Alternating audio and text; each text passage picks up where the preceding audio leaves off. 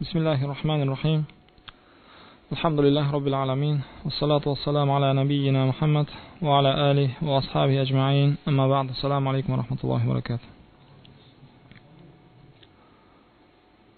Bugün baular inşallah Allah'tan kömegімен кейбір ширк болған амалдар жайлы айтып өтеміз.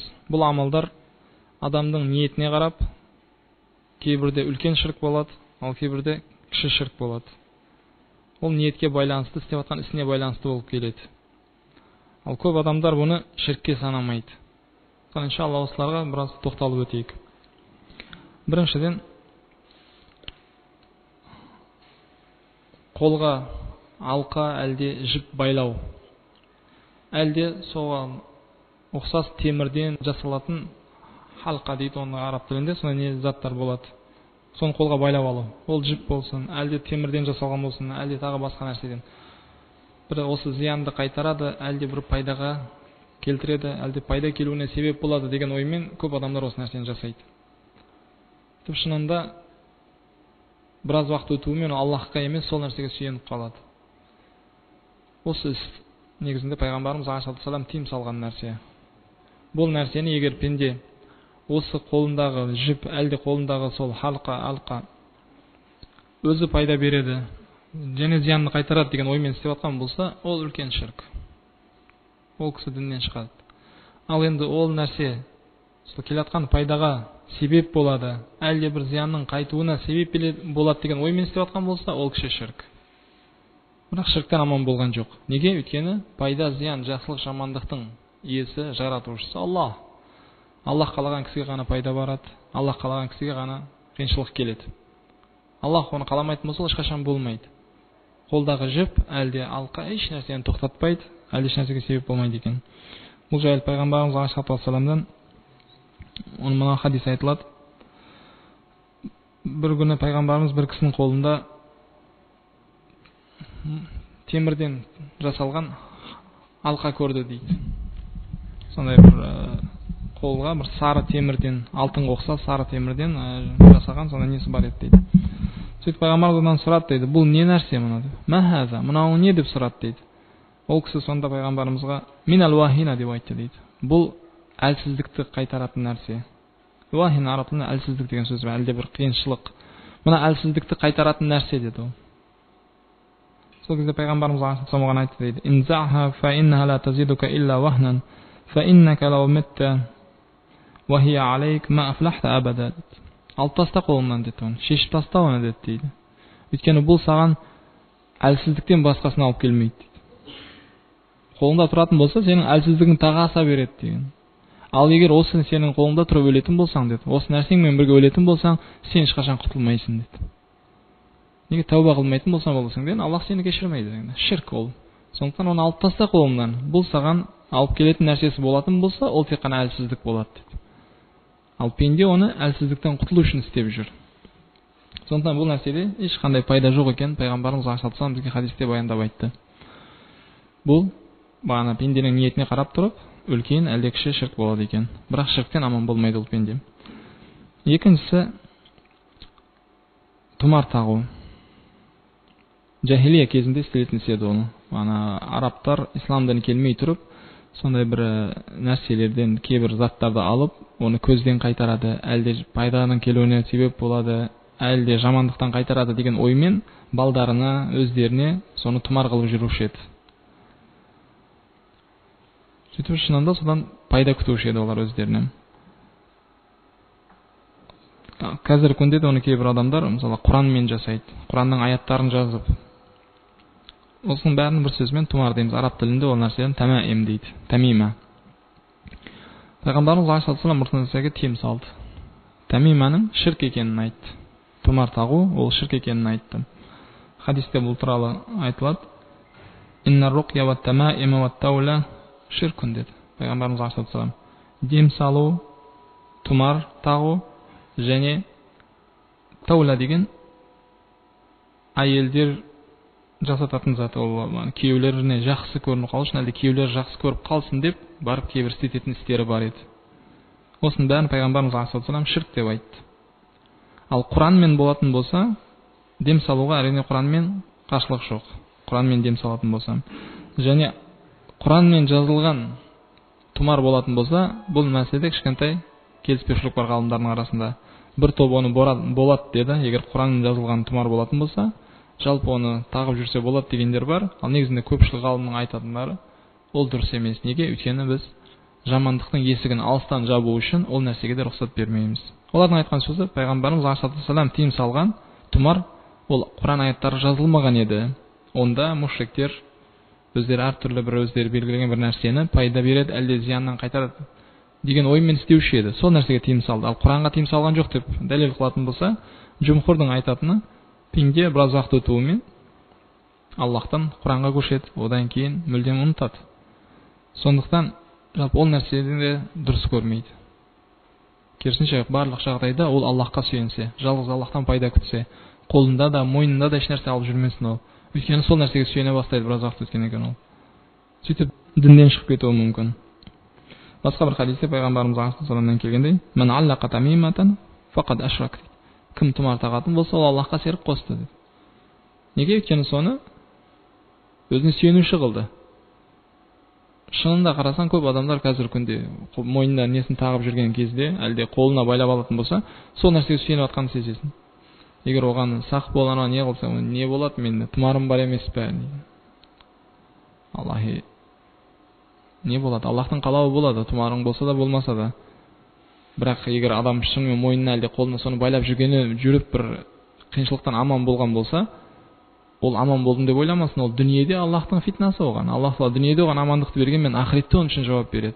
Сондықтан ешқашан ол теріден жасалсын, ол қағаздан жасалсын, ол басқа нәрседен ешқашан пендеге пайда әлде зиян берген емес. Өйткені пайда беруші де, зиян беруші де Аллахтың өзі, қайтып алушы да өзі. Құранда Аллах айтқандай: "Уа ин ямсаска Аллаху бидуррин фала кашифа лаху илля ху, ва ин юридка бихайрин фала рада лифадли." Егер Аллах бір саған қиыншылықты қалайтын болса, оны тек қана өзі ғана қайтарып алады. Ал егер саған бір жақсылықты қаласа, оны сенден ешкім тоқтатып қала алмайды. Юсибу бихи ман яшау мин ибади, пенделердің қай біріне қаласа, соған береді оны деді.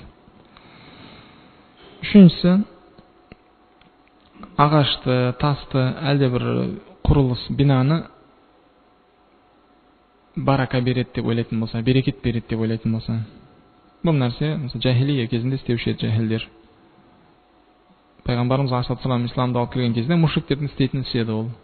Әртүрлі ағаштары бар, өздерінің әлде тастар бар, қасиетті деп табылған, береке береді деп, әлде бір сондай бір құрылыстар бар. Әлде қазір күнде де болып жатқан мысалы қабырлар, салихтардың қабырларына береке бар деп ойлайтындар. Бұның бәрінің ширк екенін пайғамбарымыз алейхиссалам айтып кетті бізге. Ол нәрсе ислам үмметіне лайықты нәрсе емес, олар оны істемеу керек екенін айтты. Аби Уақид ал-Лайси деген кісі жаңа ислам дінін қабылдаған кезінде пайғамбарымыз алейхиссаламмен соғысқа барғанын айтады. Хунайн соғысында. Олар исламды енді қабылдаған кез еді. Сол кезде біз пайғамбарымызбен соғысқа кетіп баратқан кезде дейді, жолдан мушриктердің ғибадат етіп отқанын көрді. Мушриктердің өздерінің бір ағаштары бар еді. Оны олар қасиетті біледі. Шаршайтын болса сол ағаштың астына дем алады. Және бір қаруларын, нелерін сол жерге сүйеніп қойып демалатын жерлер бар еді әйтеуір. Сол ағаштан барака бар деп ойлаушы еді олар. Берекет береді бұл ағаш деп. Сөйтіп бағана Абу Уақид ал-Лайси айтады, біз пайғамбарымыз алейхиссаламға айттық дейді. Я Расулаллах, иджал лана зата ануатин кама лахум зата ануат дейді. Бұны ағаштың атын олар зата ануат деп айтушы еді дейді. Олардың зата ануаты бар сияқты сен де бізге осындай бір ағаш белгілесейші деп айтты пайғамбарымыз алейхиссалам. Соны демалатын болайық, одан күш болады бізге ол жерде, барака болады деген оймен. Сол кезде пайғамбарымыз алейхиссалам Аллаху акбар, иннаха сунан дейді. Аллаху акбар, бұл сендерге дейінгілердің жолы дейді. Бұл сөзді, дәл осы сөзді Мусаға Бәни Исраил айтқан еді, сендер оны қайтардыңдар деді. Бәни Исраил шынында осы сөзді Фирауыннан қашып баратқан кезде жолда бір топ мушриктердің ғибадат етіп жатқанын көріп, Муса алейхиссаламға айтқан екен. Құранда Аллах Тағала айтады: "Иджал лана илахан кама лахум алиха." Мыналардың құдайлары бар сияқты сен де бізге бір құдай белгілесейші деген еді Муса алейхиссаламға. Олар тасқа, ағашқа, сонда бір нәрседен өздеріне илах қылып алып, соған ғибадат етіп жатқан еді. Мусаның қауымы таухидты ұстанғаны үшін қуылды олар. сол таухидпен кетіп барады. Бірақ енді таухидты түсінген халық Фирауындан қашып келе жатқан кезі, сол кезде Мусаға айтады: "Я Муса, сен де бізге бір илах белгіле, соған біз ғибадат етейік. Мыналардың илахы бар, бізде илах жоқ" дейді. Муса алейхиссалам оларға айтып жатыр: "Қала иннакум қаумун таджхалун". Сендер жахил болып жатқан қауымсыңдар дейді. Надандыққа қайтып жатсыңдар таухидтан кейін. Керісінше біздің Раббымыз Алла, ол көрінбейді. Ол өзінің жаратқан мақлуқтарына ұқсамайды. Ешбір мақлуқ оған ұқсамайды. Сондықтан егер кім осындай бір ағашты, әлде тасты, әлде бір құрылысты, қабірді қасиетті біліп, сол жерден барака болады, сол жерден бір пайдалы болады, әлде ол жерде істелген ғибадат сауабы көп болады, Аллахқа жақын болады деп ойлайтын болса, ол қателесті. Өйткені пайғамбарымыз айтса, оған тыйым салды. Сөйтіп, "Латаркабунна сунана ман кана қаблакум" дейді. Сендер өздеріңге дейінгілердің жолын ұстанасыңдар деді. Өздеріңге дейінгілер, сол адасушылар бана. Яһудилер, насранилер, мушриктер, олардың жолы, олар адасты. Аллах Тағаланың ақиқаты келген кезде яһудилер мен насранилерге оларны көре тұра адасқандар, ұстанбады толық. Пайғамбарына ерген жоқ, кітабын оқыған жоқ, оған мойынсынған жоқ. Дәл сондай Аллахтың кітабы елшісі тұрған кезде оған мойынсынбайтын болса, өздерінің жахилия кезінде істеп жатқан істерін бәрін толығымен тастамайтын болса, олар ислам дінін кірген жоқ. Өйткені таухидтің шарттарынан біреуі Аллахтан басқаның бәріне имансыз болу деп айтқан едік. Аллахтан басқа пайда береді, әлде зиянды қайтарады, әлде жаратады, әлде ғибадатқа лайықты деп табылған заттың бәріне кәфир болу керек еді. Пенде жалғыз Аллахтың таухидын ұстанам десе. Дәл сондай барака ол Аллахтікі. Кімге қаласа соған береді. Юсибу бихи ман яшау мин ибадихи деп тұр Аллах Тағала Құранда. Пенделерінің қай біріне қаласа соған береді оны дейді. Оны ағаштан, тастан, әлде басқа біреуден күтуге, сұрауға болмайды.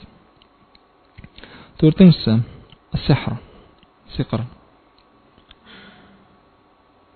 Бұл көзге көрінбейтін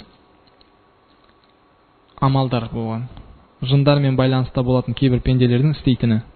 Ол негізінде оның пайдасы әлде зияны көзге көрінбейді. Сөйтіп шынында оның себебімен, жасалған сиқырмен пенде ауырып қалуы мүмкін. Ол өлуі мүмкін. Әлде ерлі-зайыптың арасы бұзылып, олар айырылып кетуі мүмкін. Бірақ Аллахтың қалауымен болатын нәрсе. Аллах Тағала оны кейбір пенделеріне сынақ қылар. Оны жындар мен бағана сиқыршылар өздері қалағандай істемейді. Керісінше Аллах Тағаланың тақдырымен болады ол. Ал шынында ол себеп болады өлімге, айырылуға, әлде ауырып қалуға. Бұл шайтанның амалы. Оны істейтін кісілер міндетті түрде шайтандарға жақындап істейді. Ал шайтандар ол сиқыршыларға әншейін көмектеспейді. Керісінше олар өздерінің қалаған бір нәрсесін істетіп, әлде өздері жақсы көрген істі істетіп, оларға қалағандарына көмек береді. Өйткені пендеге Аллах Тағала ондай бір ерекшелік берген жоқ. Көзге көрінбейтін, амалсыз біреуге зиян жеткізу, әлде біреуге пайда келтіру ешкімнің қолынан келмейтін нәрсе. Ал сихр деген сондай не? Көзге көрінбейтін мақлуқтардың істейтіні ол. Ол жындар. Жындар мен адамдардың арасында байланыс болады да, кейбір адамдар басқаларға зиян жеткізу үшін, әлде өзіне бір пайданы келтіру үшін жындар мен байланыста болып, осындай амалдарды жасайды. Оны сихр дейді. Сөйтіп шынында ауырып қалады, адам өледі, әлде айырылады, қиын жағдайларға түсуі мүмкін. Бұл нәрсені біз куфр дедік. Аллахқа серік қосу бұл. Неге? Біріншіден, бұл жерде шайтандардың байланысты болғаны үшін. Шайтан дегеніміз ол жындың кәфірлері. Жын кәфірлері бана олармен байланыста болып, соларға арқалы осы істеп жатқаны. Ал олар әншейін көмектеспейді. Ғалымдардың айтқанындай, шайтандар адамға көмектесетін болса, сиқыр жасауына көмектессе, олар өздеріне ғибадат етуді талап етеді. Әлде Аллахқа серік қосуын талап етеді. Әлде күфр амалдарды жасауға бұйырады. Соны істеген пенде ғана сиқыр жасай алады. Әйтпесе ол сиқыр болмайды онда. Шынында жындар сондай өзінің ғибадатына шақырады. Қазір күнде мысалы сиқыршы дегендер өте көп ондайлар.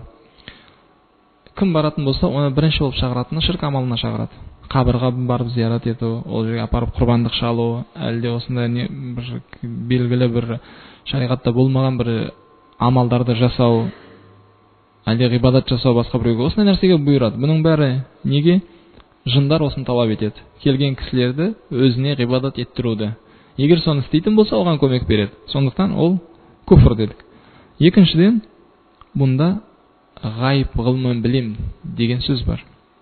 Кім сиқыр жасап атқан болса, ол өзінің ғайыптан хабарым бар дегені. Аллахтың ғылмынан. Ал ғайыпты Аллахтан басқа ешкім білмейді.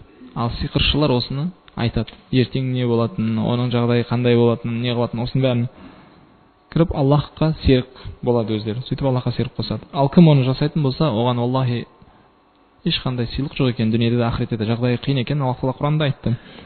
وَلَقَدْ عَلِمُوا لَمَنِ اشْتَرَاهُ مَا لَهُ فِي الْآخِرَةِ مِنْ خَلَاقٍ дейді. Кім оны істейтін болса, ақыретте оларға ешқандай жақсылық жоқ екенінен хабары болды дейді. Сиқыр жасап атқан адам өзінің имансыз екенін біледі. Аллахтың әміріне қарсы шығып атқанын біліп тұр. Және Аллах Тағала оларға білдіру үшін оларға ешқандай ақыретте пайда болмайтын, жақсы болмайтынын айтып жатыр. Пайғамбарымыз алейхиссалату вассалам Абу Хурайра айтқан хадисте 7 нәрседен қайтарған еді үмметін. Ижтанибу саб'ал мубиқат дейді. 7 жаман амалдан сақ болыңдар дейді. Ижтанибу, қашыңдар, оған жоламаңдар деген. Қалу я Расулаллах ва ма хунна. Сол сахабалар сұрады, я Расулаллах, ол не нәрсе деп, ол қандай нәрселер бар деп сұраған кезде пайғамбарымыз айтты дейді. Алейхиссалату вассалам.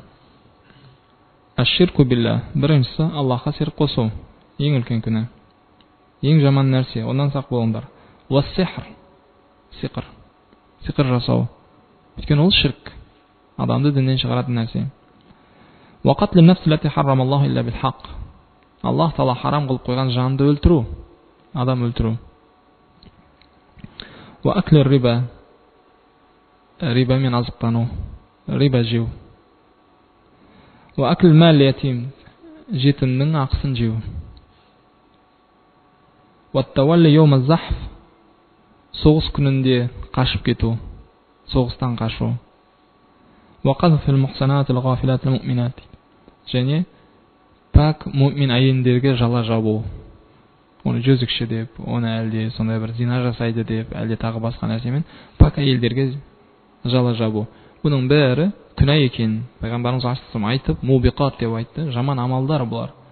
Зиянды амалдар, бұл нәрседен құтылыңдар деп бұйырды. Солардың ішінде ширктен кейін, Аллахқа серік қосудан кейін бірі сихр деп тұр. Сихр сондай үлкен бір күнә. Ол жаман нәрсе, одан сақ болуға бұйырады. Бесіншісі Әл-кахана дейді. Ол палашу. Ертеңгі күн не болатынын, кімге қандай жақсылық келетінін, кімге қандай зиян келетінін айтып отыратындар. Әл-кахана дейді. Әлде аррафа. Бұл нәрсе адамды діннен шығарып жүретін нәрсе. Неге? Өйткені олар ғайып ғылымына кіреді. Сөйтіп Аллахтан басқа ешкім білмейтін нәрсені білеміз деп өтірік айтады. Ал негізінен пенде ешқашан білуі мүмкін емес ертең не болатынын. Ал олар бәрін айтады. Сөйтіп өздері де адасып, басқаларды адастырып отырады. Бұл негізінде шайтандардың, жындардың көмегімен болатын нәрсе бұлда. Жындар кейбірі сол сиқыршылар, әлде сол палашатын палшылармен байланыста болады да, оларға періштелердің сөзінен естіген сөзін айтады. Жындарда сондай мүмкіншілік бар. Олар көтеріліп, періштелердің сөзінен бір раз естуі мүмкін. Періштелер сөйлесіп жатқан болса, солардың арасында болып жатқан бір сөзден біраздан хабар болып қалады. Сол бір ақиқатты естіп қалатын болса, ол ақиқатқа 100 өтірік қосып, оны палшыларға, сиқыршыларға жеткізеді. Осындай хадисте осының немен айтылады. Бір ақиқатты естетін болса, ол бір ақиқатқа олар 100 өтірік қосып айтады.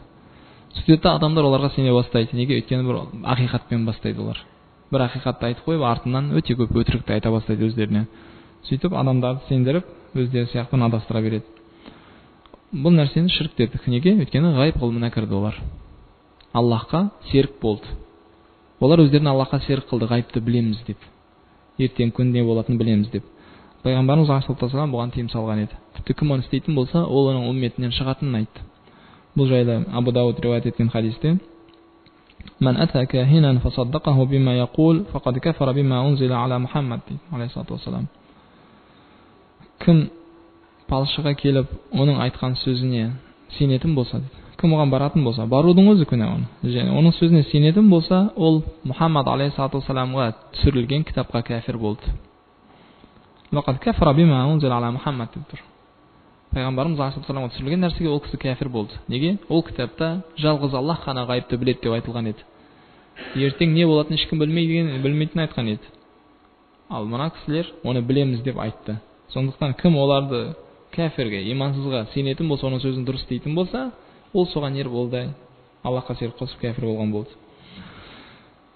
Енді сол адамдар, мана сиқыршылар болсын, әлде палашушылар бүгін күнде қарайтын болсақ өте көп, және олар жақсы адамдардың суретінде отыр. Негізінде олардың істеп жатқан ісі фасад. Жер бетіндегі амандықты, тыныштықты бұзып жатқан кісілер солар. Жер бетінде амандық, тыныштық қашан болады? Жалғыз Аллахқа ғана ғибадат етілсе, таухид ұстанылса.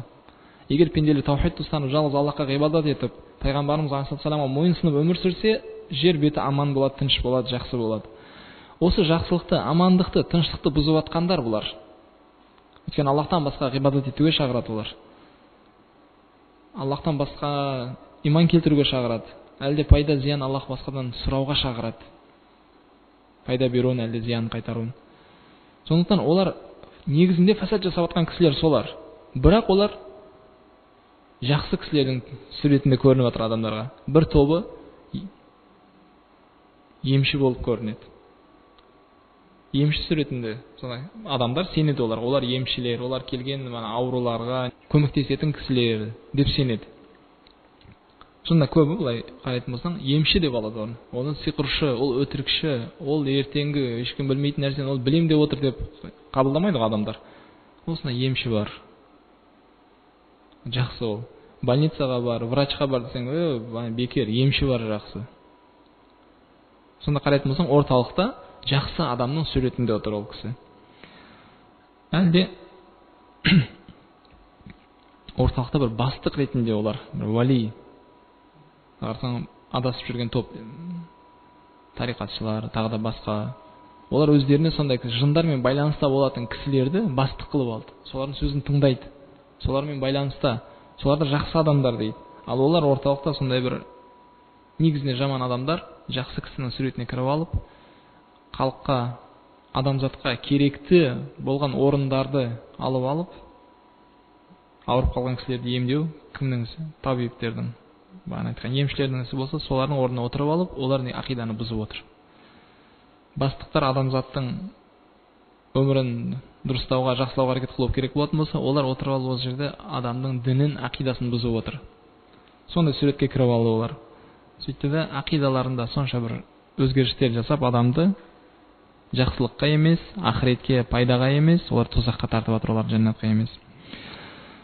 Сондықтан да Омар бин Хаттаб ондай кісілердің жазасы өлім екенін айтқан еді. Имам Бухари риwayat еткен еді. Омар бин Хаттаб дейді: "Катаба Омар бин Хаттаб ан иқтулу кулла сахирин ва сахира." Омар бин Хаттаб барлық сиқыр жасайтын ер кісінді, әйел кісінді өлтіріңдер деп бұйырған еді дейді. Қалдырмаңдар сиқыршыларды деген еді. Басқа бір неде хаддус сахир дарбуху бис-сайф дейді. Сиқыршының жазасы оны қылышпен өлтіру дейді. Оны өлтіріп тастау дейді. Неге? Өйткені ол орталықта фасад амалын жасап жатыр. Аллахқа емес басқаға мойынсынуға, басқаға ғибадат етуге шақырып жатыр. Сондықтан ислам халифа болған кездерде оларды қоймаушы еді. Халифалар ондай сиқыршыларды қалдырған жоқ. Сондықтан да альхамдулилла ол кезде тыныштық болды, амандық болды. Алтыншысы ат-ташаум ау татайюр дейді. Бұл ірім жасау. Яғни бір нәрсені көрсең, басқа бір нәрсенің болуына себеп болады. Сондай бір нәрсе болатын болса, ол жақсылық келеді, әлде мынандай бір басқа нәрсе болса жамандық болады деген сондай бір сенім адамдарда.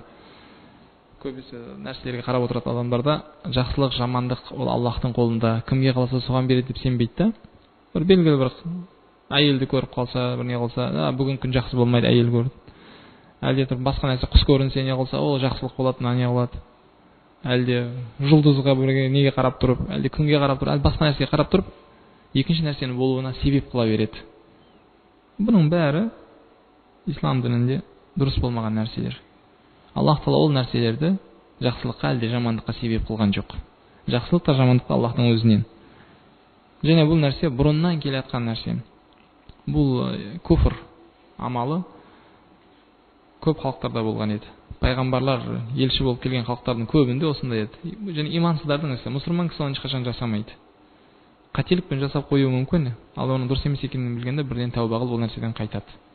Ал имансыздар бұл нәрсені барлық ғасырларда жасап келген еді. Бұл жайлы Құранда Аллах Тағала бірнеше аяттарда баяндайды оларды. Араф сүресінде Аллах Тағала мына дейді: فإذا جاءتهم الحسنة قالوا لنا هذه وإن تصبهم سيئة يطيروا بموسى ومن معه ألا إنما طائرهم عند الله ولكن أكثرهم لا يعلمون. Мусаның алейхиссалам елші болып келген кезде Фираун мен оның қауымының істеген нәрсесі. Егер оларға жақсылық келетін болса, бұл бізге деп айтады олар. Біз өзіміз жақсы болғандықтан ісімізді жақсы жасадық, дұрыс тұрдық, сондықтан осы нәрсе бізге болды деп айтады. Енді оларға бір жамандық келетін болса, қиыншылық келсе, Муса мен Мусаның алдындағыларды себеп қылады оған дейді. Осы сендердің себептеріңнен болды осы жамандық бізге. Аллах оларды түрлі бір азаптармен сынады ғой. Түрлі бір қиыншылықтар жіберді оларға иманды қабылдау үшін. Фираун мен оның қауымына. Сол кезде Фираун оларға жеңілдік келсе, жақсылық келсе, Аллахтан деп айтпайды. Бізден, өзімізбін істедік, біз деп айтады. Ал енді бір қиыншылық келсе, оны біз себеп болдық бұл қиыншылыққа демейді да, Муса мен Мусаның алдына иман келтірген кісілерді айтады. Осылардың себебінен болды. Осылар жақсы адамдар емес, осылар тура жолда емес, сондықтан бізге осындай қиыншылықтар келіп жатыр. Әла иннама таируһум индаллах. Оларға келіп жатқанның бәрі Аллахтан емес пе дейді. Аллахтың қалауымен болып жатқан жоқ па бұның бәрі? Валакин аксарахум ла я'ламун. Бірақ олардың көптері білмейді. Көп олардың хабары жоқ бұнан дейді.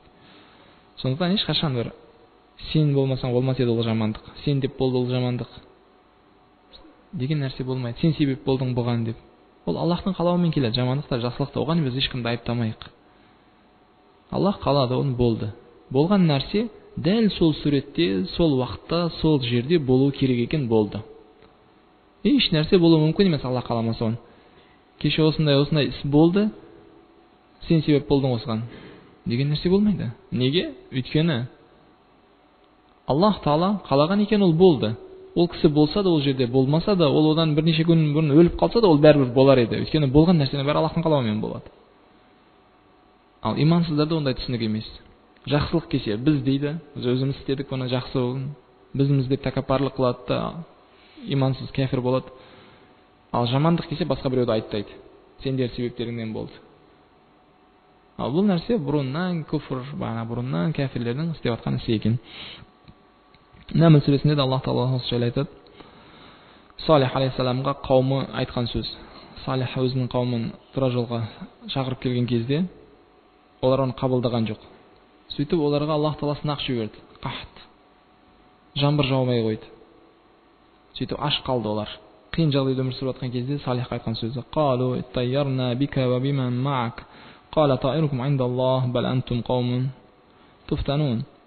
Сөйтіп олар айтты дейді: "Біз сені мен саған ергендерді себеп қыламыз осыған." Сонда ірім қылды. Сендердің себептеріңнен болды осының бәрі. Бұлай қарасаң не байланысы бар? Яғни аспандан жаңбыр жаумай қойды. Күфр алды да, сендер деп болды осының бәрі. Олар не істеді? Аспанға қапқа қойып қойды ма? Сендер біздің пұттарымызға ғибадат еткен жоқсыңдар, сендер біз қалағандай өмір сүрген жоқсыңдар, сондықтан жаңбыр келмей қойды. Салих айтты оларға дейді: "Қала таирукум индаллах." Ол Аллахтың қалауымен болды. Сендер күтіп жатқан нәрсені Аллах қана береді жаңбырды. Бал антум қаумун туфтанун.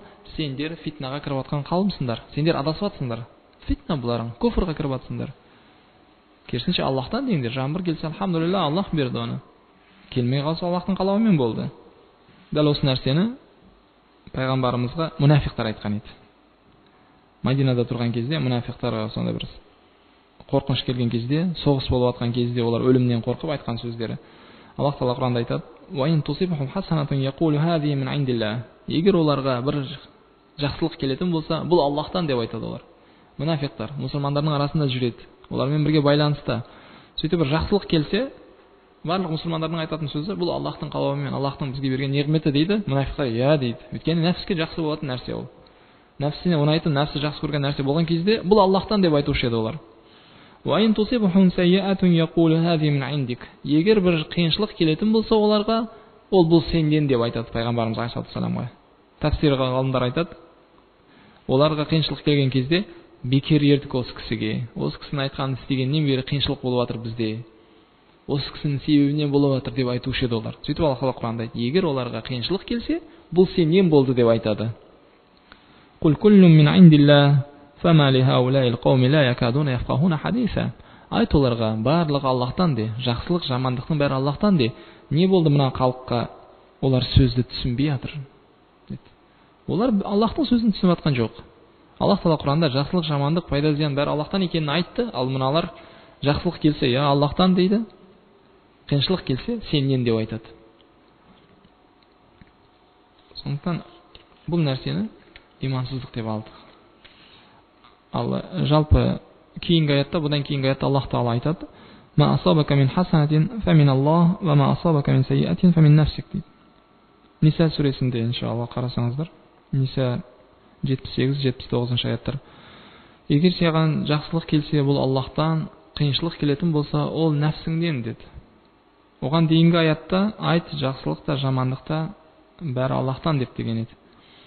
Енді біздің түсінетініміз бұл аятта негізінде жақсылық та жамандық та Аллахтың қалауымен болады. Оның екеуінің жаратушысы Аллахтың өзі, кімге қаласа соған жібереді. Ал кейінгі аятта айтып жатқаны, егер жақсылық келсе ол Аллахтан, қиыншылық ол сенің нәпсіңден дегені, яғни Аллах Тағала жақсылығын, сыйлығын кімге қаласа соған береді, мейірімін. Былай қарасақ, барлық адамдарға беріп жатыр оны. Оған лайықты болса да, лайықты болмаса да береді. Бұл Аллахтың неғметі. "Уама асабака мин хасанатин фамин Аллах" деген, егер саған бір сыйлық келетін болса, неғмет келетін болса, ол Аллахтан дейді. "Уама асабака мин сайиатин фамин нафсик" деген, ал саған қиыншылық келетін болса, ол өзіңнен деген, сен өзің себеп боласың оған деген сөз. Пендеге қиыншылық келетін болса, ол өзі себеп болды. Сондықтан пайғамбарымыз айтатын, егер жақсылық болса Раббым, ол сенден, ал қиыншылық болатын болса, ол менің өзімнен, нәпсімнен, әлде шайтандан деп айтушы еді. Неге? Өйткені жамандықты Аллахқа қайтармаймыз. Мен лайықты болмасам да, жақсы адам болсам да, бәрі істі жақсы істеп жүрсем де, ол маған жамандық берді деген болмайды. Аллах Тағала ондай залым емес. Сондықтан Аллах Тағала Құранда айтып отыр, егер жақсылық келетін болса, ол Аллахтың мейірімімен келсе, оған себепші болған жоқсың. Біз өзімізге бір жақсылық келуіне себепші бола алған жоқпыз ешқашан. Өйткені біздің істеп жатқан амалымыз, айтып жатқан сөзіміз, сүріп жатқан өмірімізде хайыр өте аз. Иншалла, Аллах Тағала оны көбейтсін, иншалла. Сондықтан саған келген неғмет, саған келген жақсылық, ол Аллахтан келді. Аллах Тағала оны неғмет қылып, сыйлық қылып берді оны, лайықты болмасақ та. Ал келген қиыншылық, ол сені өзіңнен, нәпсіңнен дегені, шынында сен оған себепші болдың оның келуіне. Аллахтың әмірін тастаумен, Аллах Тағала тыйым салған нәрсені істеумен, дұрыс емес болған ниетпен. Сөйтіп Аллах Тағала сондай қиыншылықты өзі себеп болды оған пенде, Аллах Тағала қиыншылықты жібереді, күнәсін кешіру үшін, оған мейірімін жазу үшін. Бірақ екеуін де жіберуші Аллахтың өзі. Басқа ешкім оны жібере алмайды, басқа ешкім оны жақындата алмайды пендеге. Пайғамбарымыз алейхиссалату вассалам осы ірімді дұрыс емес екен жайлы бірнеше хадистерді баяндап айтады. Имам Муслим мен Бухари риуаят еткен хадисте: "Ла адва ва ла тияра ва ла хама ва ла сафар" дейді. Адуа болмайды деген, адуа деген ол ауруны бір кісінен екінші кісіне жұғады деген түсінік. Бір кісі ауырып қалған болса, осы кісінің қасында болғандығынан аурудым мен, осынан жұқты маған деген сөзі. Аллахтың қалауы емес, Аллахтың тағдырымен емес, сол кісінің қасында болғандығымнан жұқты маған, содан жұқты деген сөз. Ақида тұрғысынан қарасақ, ешкімге зиян жеткізе алмайды, Аллах қаламайтын болса оны. Сондықтан біз айтамыз, ешбір пенде өзінің ауруын басқа біреуге жұқтыра алмайды. Сондықтан да пайғамбарымыз айтып отыр, ла адуа. Ешбір ауру бір кісіден екісіне жұқпайды. Керісінше Аллахтың қалауымен, Аллахтың тағдырымен болады. Аллах Тағала кімге ауруны жазған болса, белгілеп қойған болса, сол кісіге болады. Ол ауруға жақындаса да, жақындамаса да болады оған. Осы жайлы басқа хадисте келеді. Ауру кісіден арыстаннан қашқандай қаш дейді пайғамбарымыз алейхиссалату вассалам. арыстаннан қашқандай қаш ауру кісіден дейді. Сөйтіп кейбір діннен көп хабар болмағандар осы екі хадистің арасында келіспеушілік бар дейді. Олар бір-біріне қарсы деп түсінеді. Ал хадис ғалымдары алхамдулилlah оны бізге баяндап түсіндірді. Олардың арасында ешқандай келіспеушілік те қарсылық та жоқ. Неге? Өйткені бірінші хадис ол ақиданың негізі. Ешқашан ауру Аллахтың қалауынсыз басқа кісіге өтпейді. Мүмкін емес жұғуы. Ауру бір кісіден екінші кісіге жұғуы мүмкін емес. Ол Аллахтың қалауымен болатын нәрсе. Ал екіншісінде ауру кісіден алыста жүруді бізге бұйырды пайғамбарымыз саллаллаху алейхи ва саллям. Неге? Өйткені оның қасына жақындайтын болсаң, Аллахқа деген ақида өзгеруі мүмкін. Осы кісіден жұқты деген. Біз сақтану үшін одан алыс жүруге бұйырылдық. Ауру кісілерден алыс жүруге бұйырылдық сақтану үшін. Бірақ Аллах қалайтын болса, жалғыз өзіміз отырсақ та сол ауру бәрі бізге келеді. Сондықтан ол пендеден жұққан жоқ. Оны қанша кісілер, айтып жатқан кісілердің саны көп болса да, қанша не болса да, пайғамбарымыз алейхиссалам бұйырды. Оларға жақын жүрмеңдер деп. Бұл деген денені сақтау үшін жақын жүрмеңдер деген жоқ, ақиданы сақтау үшін. Ақиданы аман сақтап қалу үшін. Ал Аллах қалайтын болса, ол денеге ауру бәрібір келеді. Біз қай жерде жүрсек те. Сондықтан ла адуа дейді. Ешбір ауру бір кісіден басқа кісіге жұқпайды. Валя тияра. Және ешбір нәрсенің көруің басқа бір нәрсенің болуына себеп болмайды. Бағана айтқан ірім жасау кісілердің. Ананы көрсең бұлай болады, мынаны істесең бұлай болады деп бір нәрсені екінші нәрсеге себеп қылуы. Әлде басқа бірлер сендердің себептерінен келді ол жамандық деп не қылу. Валя хамма. Хамма дегені ол мушриктердің сондай бір түсінігі бар еді. Адам өлгеннен кейін оның сүйектері құсқа айналып кетеді деген. Алла алам бүгінгі күндегі мысалы кейбір адамдардың сөздері бар, аруақтар келеді үйге құс болып не қылады дегендер осы мүмкін осы мушриктердің сөзінен алынған нәрсе болуы мүмкін. Өйткені мушриктерде сондай түсінік бар еді. Пенде өлгеннен кейін оның сүйектері құсқа айналып кетеді да, кейін ол ұшып келеді үйіне. Туыстарың зиярат қылып кетеді дегендей түсінік сол бұрыннан мушриктерде бар нәрсе еді. Оны хамма дейді араб тіліне. Хамма. Осы нәрсені пайғамбарымыз алейхиссалам дұрыс емес екенін айтады. Оның сүйегі ешқашан құсқа да айналмайды, басқаға да айналмайды.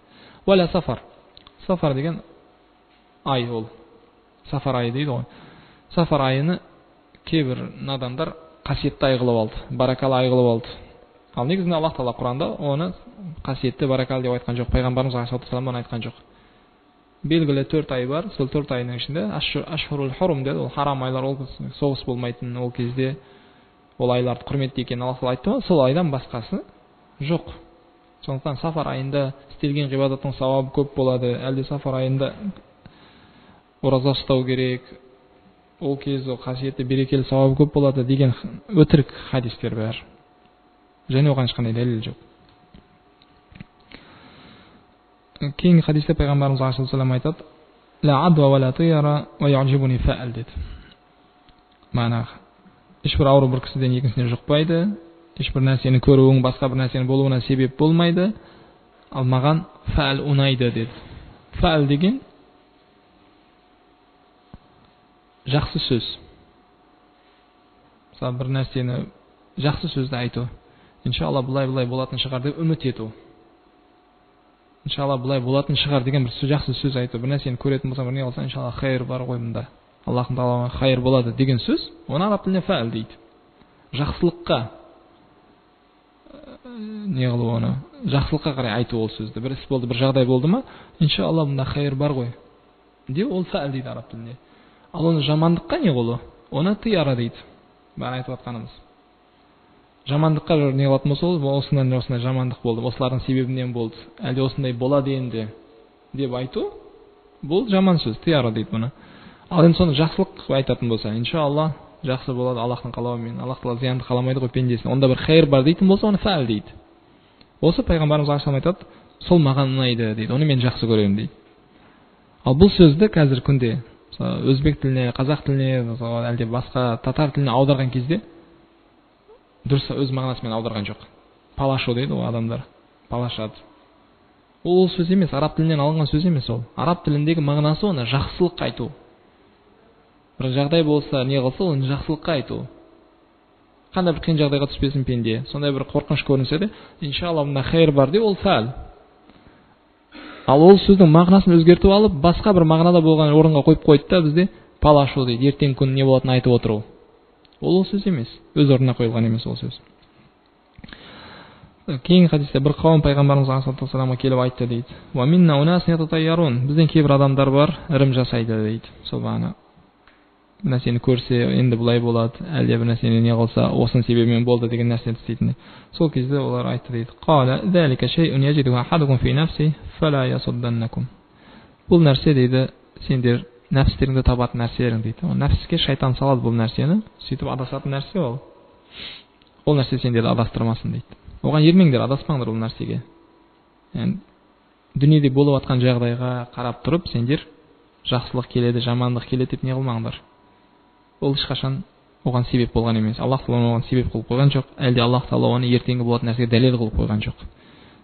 Ондай не қылуға болмайды. Қазір мысалы қарайтын болсаң, адамдар жағдай қиын болып баратыр, енді бері қарай бұлай болады, онан кейін бұлай болады, қазір мынаның белгісі деген әртүрлі нәрселерді айтады. Аллахи қарасаң, ақидадан шығып кеткеннен хабар болмай қалады ол кісілер.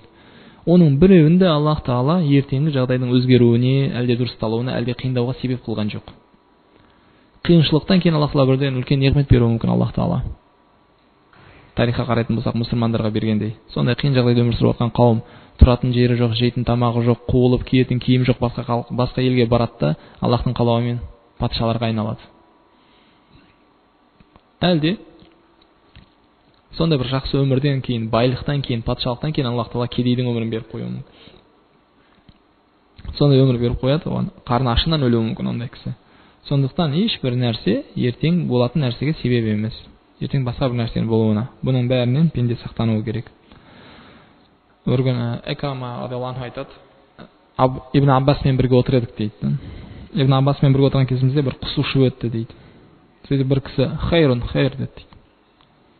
Сол отырған жерлерінен бір құс ұшып өткен еді дейді. Хайр деді. Жақсылық болады. Сол нәрсе қазір бізде де бар. Бір нәрсе болып қалған, үйде қолдан бір нәрсе түсіп кетсе, жақсылық болады. Шай төгіліп кетсе, жақсылық болады. Сондай бір нәрсе. Сөйтіп ана кісі отырған еді дейді, құс ұшып өткен еді дейді. Хайрун дейді, хайрун. Жақсылық болады. Абдулла ибн Аббас айтады. Ла хайрун ва ла шар дейді. Жақсылық та жоқ, жамандық та жоқ бұдан. Кім айтты ona не бар деп. Сонда айтады дейді. Жақсылық та жоқ, жамандық та жоқ нәрседен.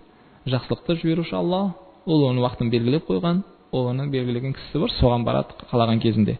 Жамандықты жіберуші Алла, қалаған кезінде қалаған кісісіне барады.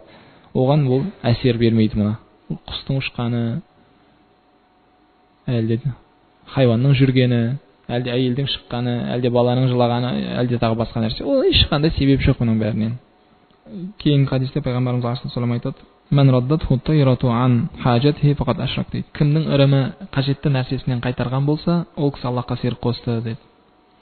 Яғни бір нәрсені, бір өзінің қажетін, өзіне керекті нәрсені пенде істегісі келіп тұрып, оны бір басқа нәрсеге себеп болып деп қорқып, ырым жасайтын болса, сөйтіп өзіне керекті қажетті нәрсесіне бармайтын болса, істемейтін болса дейді, ол Аллахқа серік қосты дейді. Сонда болады ол кісілер, мушриктердің істейтін, олар шықпай тұрып, айтқан едік қой, сапарға шықпай тұрып, үш нені садақты салып қойып шығарып көруші еді. Оның ішінде біреу шықса жүре бер деген, ол сондай бір жақсы сапар, жолымыз ашық болады еді. Басқа біреудің белгісі бар, оны шығарса барма деген, ол баруға болмайды деп, үшіншісін шығарса қайтала. Сөйтіп сондай бір соған қарап амал жасаушы еді. Дәл сондай, мына кім сондай істейтін болса, бір нәрсені көріп тұрып, осы нәрсе осыған себеп болады деп, әлде бір нәрсені естіп, бұл сөз ертең жамандыққа себеп болады деген оймен дейді, істейін деп тұрған ісінен тоқтайтын болса, өзіне керекті қажетіне бармайтын болса, ол кісі Аллахқа серік қосты дейді. Мен раддатху тайрату ан хажати. Кімге қажетті нәрсесіне бармауына, әлде істемеуіне, оның ырымы себеп болатын болса, фақат ашрака дейді. Ол Аллахқа серік қосты. Сол кезде сахаба сұрайды: "Қалу фама кафарату залик?" Оның кафараты бар ма, я Расулаллах? Кафарат деген, кафара кешірімі. Одан қалай құтыламыз?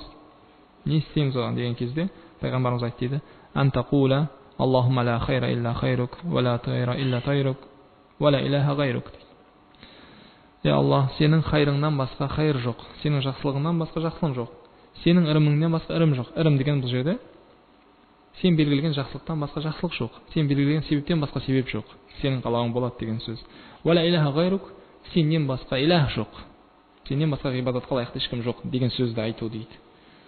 осы сөзді айтыңдар. Егер біреу сондай бір ірім жасап бір іс істеп қоятын болса, әлде өзіне қажетті нәрсесін сондай бір ірімнен қорқып тастайтын болса, осы сөзді айтсын. Аллахумма ла хайра илля хайрук, ва ла тайра илля тайрук, ва ла иляха гайрук. Жетіншісі,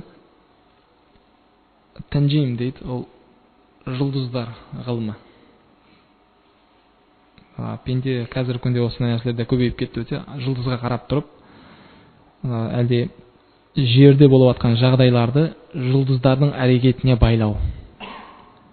Мысалға дейік, жел болатын уақыттарды жұлдыздардың әрекетіне байлап, мына жұлдыз осындай бір жағдайда болса не қылса ол кезде жел келеді. Әлде жаңбырдың жауын жұлдызға қарап белгілеу, әлде ыстық болуы, салқын болуды, сол әйтеуір астрономдер істейтін бар, сондай бір нелер бар ғой қазіргі күнде. Жұлдыздармен байлайды бәрін. Әлде мысалы бағаның көтеріліп кетуі, әлде бір ауруының тарауы, соның бәрін жұлдыздарға қарап айтып отыру. Осындай бір жұлдыздардың себебін сондай деп ойлайды. Жерде болып жатқан жағдайларды аспандағы жұлдыздардың әрекетімен байланысты деп айтады. Бұл нәрсе куфр. Бұл біз оны имансыздық деп алдық. Неге? Өйткені оны айтып жатқан кісі сол жұлдыздарға күш беріп қойды. Сөйтіп жұлдыздарды илах қылып қойды олар. Жұлдыздарды жаратушы қылып қойды олар. Сол жұлдыздар істеп жатқан әрекетімен жерде өзгеріс жасап жатыр деген ойға барды. Ол күфр. Әлде ғайып ғылымына кірді. Егер жұлдыз мынандай болса, жерде мынандай болады. Егер ана жұлдыз не қылса, жерде бұлай болады деп, ол ғайып ғылымына кіргеннен хабар болмай қалды. Бұл да күфр. Сондықтан жұлдыздардың қимылдауы, әлде жұлдыздың көрінуі, көрінбей қалуы жерде болып жатқан жағдайға ешқандай байланысы жоқ. Ол Аллахтың қалауымен қимылдайды. Жерде болған жағдай Аллахтың қалауымен болады. Екеуінің арасында Аллах тағала ондай бір байланыс қылып қойды, осындай себеп қылып қойды деген ешқандай дәлел жоқ. Сонда пайғамбарымыз алейхиссалату вассалам айтады: "Ман иқтасаба шу'батан минан нужум, фақад иқтасаба шу'батан минас сихр, зада ма зада." дейді. Кім егер жұлдыздар ғылымын үйренетін болса, ол сиқырдан бір бөлігін үйренді дейді. Қанша көбейтсе, сонша көбейе береді. Демек, жұлдыздармен не қылу деген, ол сиқыр, ол шайтандардың көмегімен айтып жатқан сөзі ол. Сондықтан оны Аллах тағала ешнәрсеге себеп қылған жоқ, оған қарап тұрып не қылуға болмайды. Керісінше біздің айтатынымыз не болу керек? Құран мен хадис, иджмамен бекітілген нәрсе бар. Ешбір пенде ертең не болатынын білмейді.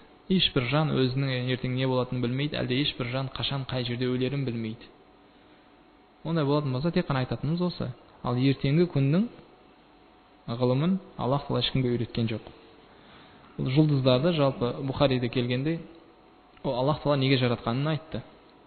Құранда Аллах тағала бірнеше аяттарда олар не қылып айтады. Сондықтан шейх Қатада айтады, рахмалла, Аллах тағала жұлдызды үш нәрсе үшін жаратты дейді. Сол Құранда айтылған аяттар бойынша алады. Зинатан лиссама, аспанды көркейту үшін. Құранда Аллах тағала оны біз көркемдік қылдық, аспанға зина қылып қойдық дейді жұлдыздар. Аспанды көркейту, көркем қылып көрсетеді. Сондықтан жұлдыздар дейді үш нәрсе үшін жаратылды дейді. Аллах оны аспанға көркемдік қылып жаратты оны. Ва аламат юхтада биха, және қараңғыда жол көрсету үшін жаратылды ол. Ва руджуман лишаятин, және шайтандарға тас болып лақтырылу үшін дейді. Шынында шайтандар ғайып ғылымын тыңдау үшін, әлде аспанда болып жатқан хабарды тыңдау үшін көтерілген кезде Аллах тағала жұлдыздардан оларды ұрып өлтіреді. Жұлдыздардан ұшқан нелер, олар шайтандарды өлтіреді. Сондықтан шайтандар шыға алмайды жоғары. Сөйтіп аспанның хабарын біле алмайды олар.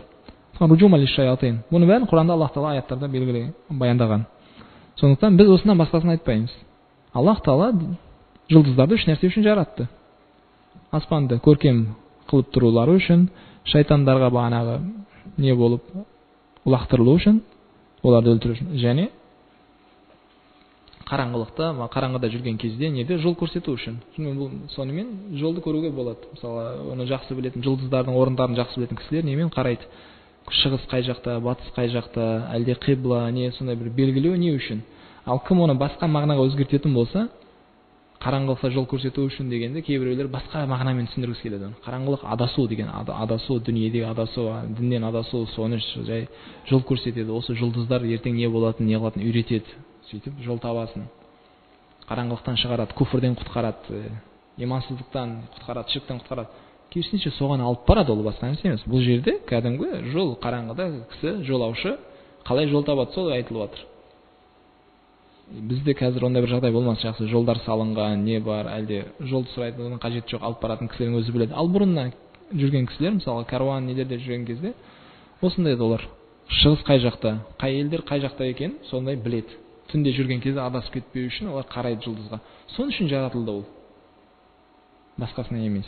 Шейх Абдурахман бин Хасан рахмахулла айтады: "Фаин қила анна al-munajjim qad yasduq qila sidquhu ka sidq al-kahin yasduq fi kalimatin wa yakdhib fi 100 wa sidquhu laysa an 'ilmin bal qad yuwafiqu qadaran fayakunu fitnatun fi haqqihi min sidqihi."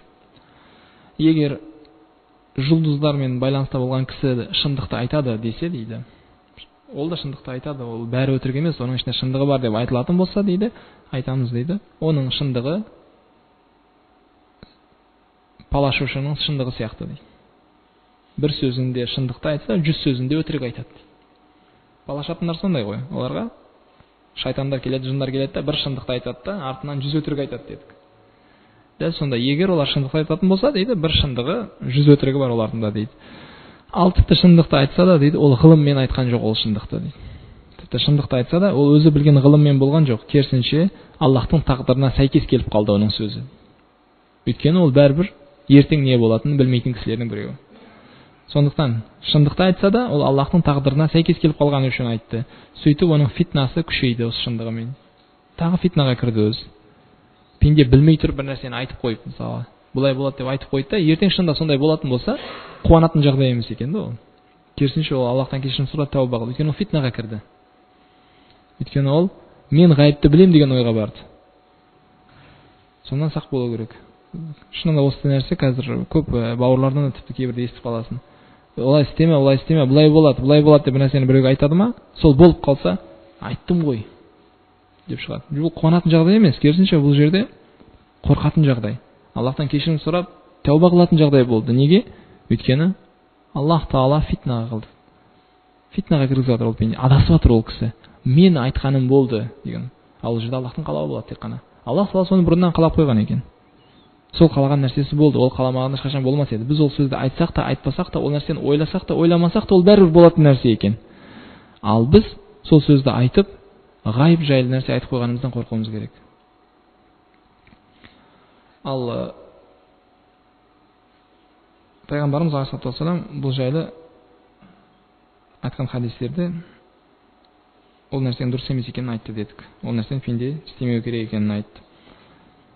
Сөйтіп айтады: "Инна мимма ахафу ала уммати ат-тасдиқу бин-нужум ва-ат-такзибу бил-қадар" дейді. Мен үмметіме қорқатын нәрселерімнен біреуі, үмметіме қатты қорқатын нәрсем дейді, ол жұлдыздарға иман келтіріп, тағдырға қарсы шығуы дейді. Яғни жұлдыздарға сеніп, тағдырды өтірікші деуі. Тасдиқ бин-нужум. Жұлдыздарға қарап, сондай не қылып, осы жұлдыздардың әрекеті бойынша жерде осындай жағдай болады деген сөзді айтып тұрып, тағдырды жоққа шығаруы. Кім оны айтса, ол Аллахтың тағдырына қарсы шығып жатыр шынында. Жұлдыздардың әрекетіне қарап, жердегі жағдайларды белгілеп жатыр ма? Онда Аллах Таала тағдыр қылып қойған, Аллах Таала тағдырын жазып қойған, барлық нәрсе Аллахтың қалауы бойынша қалаған кезінде болады деген нәрсені жоққа шығарған болды ол. Ал жұлдыздарға қарап тек қана нені айтуға болады дедік. Жол табу, мысалы, қай жақта, сапарда жүрген кезде, мысалы, суда жүріп жатқандар, әлде құрғақта кетіп жатқан кісілер жұлдызға қарап тұрып, қай қала, қай жақта екенін, әлде қай ел, қай жерде екенін белгілеу үшін не қылған болса, оған қарсылық жоқ. Әлде мысалы қибланы іздеу үшін әлде ондай нәрсеге қарсылық жоқ. Өйткені Құранда Аллах Таала оған рұқсат беріп қойды. Ва хуа аллази жа'ала лакумун нужума литахтаду биха фи зулуматил барри вал бахр. Ан'ам сүресінде ол Аллах сендерге жұлдыздарды жаратып беріп қойды, қараңғылықта сендер суда, әлде құрғылықта, әлде суда кетіп бара жатқан кездерінде қараңғылықтан дұрыс жолды табуларың үшін деді. Дұрыс жол дегенде ол дүниедегі дұрыс жол айтылып жатыр. Бір елден екінші елге көшетін жол. Ол куфрдан иманға көшетін жол емес. Әлде ширктен таухидке көшетін жол емес. Сондықтан ол дүниеде маған айтқандай бір елді табу үшін болып жатқан болса, әлде бір қибланы табу үшін жатқан болса, оған иншалла қарсылық жоқ. 8-шісі ал-истисқа бил анва дейді. Бұл мушриктердің, Пайғамбарымыз алейхиссалам кезінде мушриктердің жасайтын ісі еді. Бір өздерінің белгілі бір несі бар еді оларда. жұлдыздар. Сол кезде олар жаңбыр жауады деп айтушы еді. Бір жұлдыз көрінсе, мысалы ай толған кезде оның артында болған кейбір жұлдыздар көрінбейді. Ай кеткен кезде оның артынан бір жұлдыз көрінеді. Сондай не қылады. Сол жұлдыздар өздерінің белгілі жұлдызы бар еді олардың. Аймен бір неде тұратын. Ай толған кезде оның артында нәрсе көрінбейді ғой. Ай кеткен кезде сол орыннан көрінетін жұлдыз не қылады. Сондай бір жағдай қарап олар соны әнуа деп айтушы еді сол жұлдыздарды. Осы жұлдыздардан жаңбыр келеді. Осы жұлдыздар бізге жаңбыр жібереді дегенде сондай бір ойда болушы еді олар, мушриктер. Осы нәрсені пайғамбарымыз алейхиссалам дұрыс емес екенін айтты. Олар рызық беруші емес екенін айтты. Өйткені кім оны айтса, ол Аллахқа серік қосып жатыр. Сол жұлдыздарды рызық беруші қылып жатыр. Ал рызқымыздың бәрі сол аспаннан түскен жаңбыр ғой былай қарағанда. Сонымен бүкіл тірі жан, адамзаттың да, хайуандың да, құстың да бәрінің рызқы сол жерден шығып жатыр. Осыған себеп қылушы еді олар. Пайғамбарымыз алейхиссалам бұл жайлы айтқанда, арбаатун фи уммати мин амрил жахилия ла ятрукхунна деді. 4 нәрсе бар үмметімде, жахилиядан қалған, олар оны тастамайды деді. Жахилия кезінде істейтін кісінде, осы жахилдік деген ол жақсы нәрсе емес бұл. Жахилия кезінде істелетін амалдар. Соны пайғамбарымыз алейхиссалам айтып жатыр. 4 нәрсе бар үмметімде, жахилиядан қалған, оны олар тастамайды дейді. Аль-фахру бил ахзаб. Өзінің тегімен мақтануы. Мен мынандай тегідемін, біз мынандай рудамыз, әлде біз мынандай халықтамыз деп мақтану, ол мұсылмандарда қалып қойды. Бірақ жахилия дәуірінде істелетін іс, бұдан сақтану керек. Өйткені ол жахилияда не болса, ол имандылықты қалып баратын нәрсе. Уатта'ну фил ансаб дейді. Және ұрпақты айыптау. Ананың ұрпағы анандай не, ол ұрпақта мынандай, әлде дағы басқа біреудің оның баласы емес, ол негізі мынада неден, анаудан деп сондай бір ұрпаққа жаман сөз айту, оны айыптау. Вал истисқа бин нужум дейді. Жұлдыздардан рызық күту, әлде жұлдыздардан су күту. Жұлдызды көруімен осы жұлдыз осындай жаңбырға себеп болды, әлде осы жұлдыз алып келді деп айту. Уан нияха дейді. Өлген кезде жылау, өлікке жылау. Осы нәрсе жахилия кезінде істелетін іс дейді.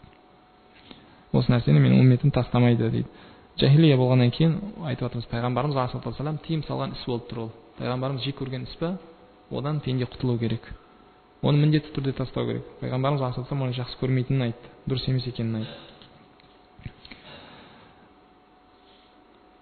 Имам Муслим мен Бухари риwayat еткен хадисте пайғамбарымыз алейхиссалам осы жайлы айтқан еді. Худайбия күнінде Аллахтың қалауымен түнде жаңбыр жауып өтті де, күндізі фажр намазын оқығаннан кейін пайғамбарымыз алейхиссалам тұрып айтты дейді. Ал тадруна маза қала раббукум? Раббыларың не дегенінен хабарларың бар ма дейді. Фажр намазын оқып болды, оған дейін жаңбыр жауып өткен еді. Раббыларыңның не айтқандарынан хабарларың бар ма деп сұрады. Сөйтіп сахабалар айтты, Аллаху ва расулуху а'лам. Аллах пен оның елшісі жақсы біледі дейді, не айтқанын. Пайғамбарымыз алейхиссалам айтады, асбаха мин ибади му'минун ва кафир. Фа амма ман қала мутирна би фадлиллахи ва рахматихи, фазака му'минун би кафирун бил каукаб. وأما من قال مطرنا بنوء كذا وكذا فذلك كافر بمؤمن بالكوكب. Менің үмметтерімнен кафирі және мұмині тұрды бүгін дейді. Асбаха деген сабах, ерте. Бүгін ерте дейді, кейбір үмметтерім мұмин болды, кейбіреулері кафир болды дейді. Егер кім Аллахтың мейірімі мен Аллахтың неғметі мен бізге жаңбыр жауды деген болса, ол жұлдыздарға кәфір болып, Аллахқа мұмин болды дейді. Тұрған кезде жаңбыр жауып өтті ғой. Жаңбырдан кейін тұрып бір-біріне айтатын сөз, алхамдулилля, Аллахтың неғметі, Аллахтың сыйлығы бізге берген, Аллахтың мейірімі ғой бұл жаңбыр түсті десе, ол Аллахқа мұмин болды да жұлдызға кәфір болды дейді. Жұлдыздан келеді деп сенген жоқ ол. Ал енді кім тұрып осы жұлдыздың себебімен ана жұлдыз әлде тағы басқа жұлдыздың нау деген бағандай соның себебімен жаңбыр жауды бізге деп айтқан болса, ол Аллахқа кәфір болды, жұлдызға мұмин болды дейді. Ол жұлдызға иман келтірді. Сол нәрсеге сенді. Шынында осы нәрсе бүгінгі күнде де болады, бауырлар. Қарайтын болсаң, көбін айтады. Осында не болып жатыр ма? Бір нәрсе келіп жатқанын нәрсе нені көрсе, қазір болады. Аллах қаласа болады. Барлық жағдайда біз өзімізді Аллахпен байланыста болуымыз керек та. Қандай бір жағдайға түспейік, бәрінде ананы неге басқан анаған себеп қылып отырмайық. Аллах, өйткені жай ақидадан алыстап кетуі мүмкін. Сондықтан Аллах Тағала айтты деп тұр. Пенделерімнен мұмині мен кәфірі тұрды таң атарда бүгін. Кім Аллахтың неғметі мен мейірімі мен жаңбыр жауды бізге деген болса, Аллахқа иман келтіріп, жұлдыздарға кәфір болды. Ал кім осы жұлдыздың себебімен жаңбыр жауды бізге деген болса, ол Аллахқа кәфір болып, жұлдыздарға иман келтірді дейді. Өйткені айттық, жаңбыр Аллахтың қалауымен жауады. Басқа ешкімнің қалауы жоқ бұл жерде. Аллах Тағала Құранда бұл жайлы айтты. Афарайтумул ма аллази ташрабун аантум анзалтумуху минал музни ам нахну мунзилун. Уақия сүресінде айтады, сендер суды өздерің түсірдіңдер ма? Афарайтумул ма аллази ташрабун. Сендер ішіп жатқан суларыңды өздерің түсірдіңдер ма? Әлде оны түсірушілер біз бе? Ойлану үшін пендеге айтылып жатқан сөз. Аллах түсіріп жатыр ол суды. Сонымен бүкіл жанзаттың бәрін тірі сақтап қалып жатыр. Оған ешқандай жұлдыздың да басқаның да байланысы жоқ. Сондықтан айтады: Афарайтумул ма аллази ташрабун. Өздерің ішіп жатқан суды көрдіңдер ме? Антум анзалтумуху минал музни. Оны бұлттан, аспандан сендер түсірдіңдер ме? Ам нахну мунзилун. Әлде оны түсіруші бізміз бе? Егер әрине оны түсіруші Аллах болатын болса, онда Аллахқа сену керек. Аллах деу керек. Басқа ешкімді қосуға болмайды ол жерге. 9. Нисбатан ниам иля гайриллах дейді. Аллахтан басқадан келді деп айту неғмет. Пендеге бір неғмет келетін болса, ол басқа біреуге байлау ол не. Осы кісінің себебімен болды, әлде осы бір іс болды деп басқа бір не қылу, ол имансыздық қалып баратын нәрсе. Бағана сөздің басында айтып кеттік, жаңбыр жауатын болса да, әлде басқа не болса да, бәрі де Аллахтың қалауымен болады дедік. Дәл сонда бізге келіп жатқан неғметтің бәрінің иесі Аллах. Қандай жеңілдік келсе, қандай жақсылық келсе, оның бәрін Аллах бұрыннан белгілеп қойған екен, тақдырға жазған екен, соны бізге келуін қалаған екен, соны жеткізді деп сену керек. Бір кісіні, әлде бір істі, әлде бір хайуанды, басқа нәрсені себеп қылуға болмайды оған. Осы қалауымен келді, әлде осының еңбегімен келді, әлде осы істеді деуге болмайды. Неғметтің бәрі Аллахтікі. Құранда Аллах Тағала Нахл сүресінде айтады: "Я'рифуна ни'маталлахи сумма юнкируна ва актарухум кафирун." Олар Аллахтың неғметін біле тұра, оны жоққа шығарады. Олардың көбі кәфирлер деді. Я'рифуна дегені не ол? Олар біліп тұр. Неғметтің бәрі Аллахтікі екенін. Өйткені Аллах Тағала жаратушы, Аллах Тағала барлық нәрсенің иесі. Олар біліп тұр, Аллах Тағала барлық неғметтің иесі екеніне, жалғыз неғмет беруші Аллахтың өзі екенін біле тұра, юнкируна дейді тұр. Сумма юнкируна. Аллахқа шүкір қылмайды, Аллахқа рахмет айтпайды. Аллахта басқа нәрсені себеп қылады. Анау адам, әлде анау нәрсе, әлде мына іс, әлде өзі мен деп шығады. Ва аксарухум кафирун дейді. Сондықтан олардың көбі кәфирлер, имансыздар. Өйткені неғметті Аллахқа емес басқаға не қылған болды. Пенденің жағдайы осы дүниеде шынында. Егер оған жеңілдік келсе, ол бірден өзін айтады, әлде басқа біреуді айтады, өзіне жақын болған. Шында қандай бір жақсылық келіп жатқан болса, ол мен істедім. Мен әлде тағы басқа кісіге рахметін айтып, жақсылық келген кезде. Ол қиын жағдай болса, ол Аллахты еске алады. Құдси хадисте келгенде Аллах Тағала айтады дейді: менімен жындар мен адамдардың арасында таңғалатын іс бар дейді. Мен оларды жаратам, олар басқаларға ғибадат етеді, мен оларға рызық берем, олар өзгелерге шүкір қылады. Мен оларға көктен неғметімді, жақсылығымды түсірем, олардың маған жамандықтары көтеріледі дейді. Бұл деген шынында ширк жасап жатқан кісілер. Бір тобы не істейді дейді: Аллах Тағала оларды жаратып қойды, Аллах Тағала халиқ, олар Аллахты басқа біреулерге ғибадат жасайды, мушрик болды. Екінші топ: Аллах Тағала оларға рызық беріп жатыр, неғмет беріп жатыр, олар алып басқаларға рахмет айтып шүкір қылып жүр, Аллахқа ширк қосты. Үшінші бір топтың ісі: Аллах Тағала аспаннан баға айтқан жаңбырды түсіртті, барлық тірі жанның бәрін аман сақтап жерде бізге өмір сүруге мүмкіншілік жаратып берді. Олар сол жерде жүріп, соның пайдаланып, неғметін жеп, ішіп, қолданып, күнә жаман амалдар жасап, нәпсіне еріп, Аллахқа ширк қосты. Аллах Тағала Құранда айтады: وَلَئِنْ أَذَقْنَاهُ رَحْمَةً مِنَّا مِنْ بَعْدِ ضَرَّاءٍ مَسَّهُ لَيَقُولَنَّ هَذَا لِي وَمَا أَظُنُّ السَّاعَةَ قَائِمَةً وَلَئِنْ رَجَعْتُ إِلَى رَبِّي إِنَّ لِي عِندَهُ لَلْحُسْنَى وَلَنُنَبِّئَنَّ الَّذِينَ كَفَرُوا بِمَا عَمِلُوا وَلَنُذِقَنَّهُمْ مِنْ عَذَابٍ غَلِيظٍ. Фусилат сүресінде: егер пендеге қиыншылықтан кейін, оған келген қиыншылықтан кейін біз өз неғметімізді беретін болсақ, ол мынау менікі деп айтады дейді. Мына өзінен, мен өзім істедім бұны.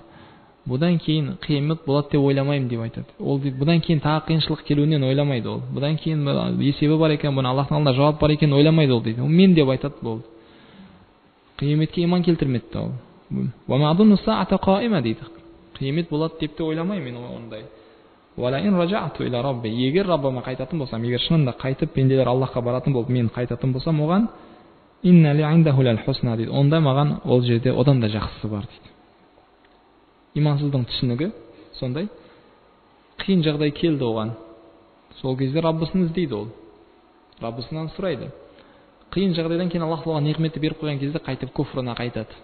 Сөйтіп алып, мынау ол кезде айтпайды. Шынында қарасаң, қазір күндегі адамдар бар. Қиын жағдайда болса, Алла көмектесе, Алла айтып жатқан сөзі Алла, басқа сөзді айтпайды.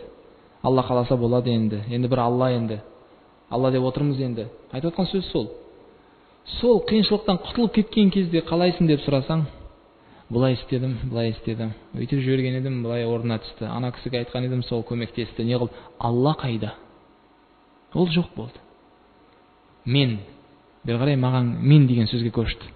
Әлде басқа бір ағасы болар, көкесі болар, танысы болар, сол.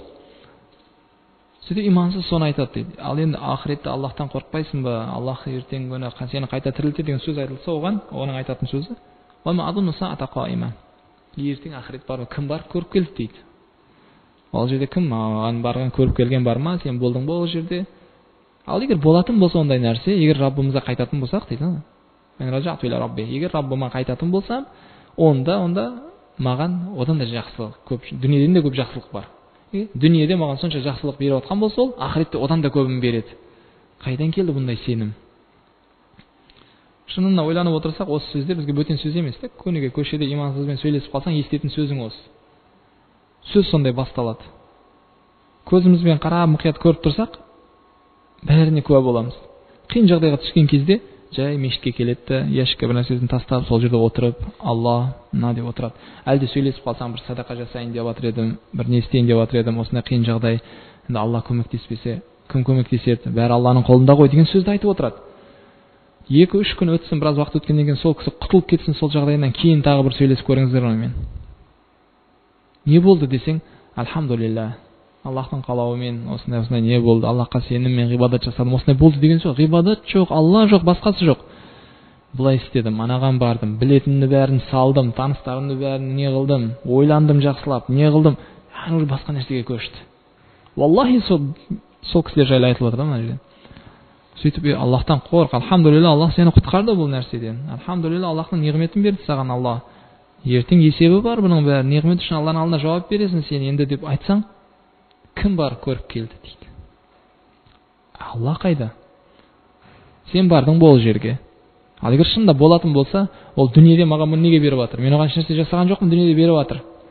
Онда ақыретте тағы береді маған, бұдан да көп қылып береді дейді. Бөтен сөздер емес бізге. Соны Аллах Тағала Құранда айтып жатыр. Дейді. Қиямет күнінде олардың істеген істерінен оларға хабар береміз дейді Аллах Тағала. Олар қандай істеді Аллахқа қарсы? Сол істерінен бәрінен хабарын береміз оларға дейді, істеген істерінен. Кейін оларға күшті азапты береміз, дәмін тат деп дейді. Күшті азапты алады олар. Неге? Өйткені қиын жағдай келді оларға. Одан кейін Аллах Тағала оған неғметін беріп қойған кезде олар Аллахты ұмытты. Сөйтіп Аллахқа жала жапты, өтірік айтты. Ол дүниеде маған осынша неғмет берген болса, ақыретте бұдан да көбін береді деп. Аллах оған берем деген жоқ. Сондықтан пенде ешқашан оған келіп жатқан неғметті өз ғылымымен алдым, әлде өз күшіммен алдым, әлде өзім осыны істедім деген сөзді айтпасын. Ол Аллахқа серік қосып кәфір болған болады. Бұл істі істегендерді Құранда Аллах Тағала бірнешесін бізге хабар берді. Жағдайлары не болды? Солардың біреуі мысалы Қарун. Ол сондай бай болған еді.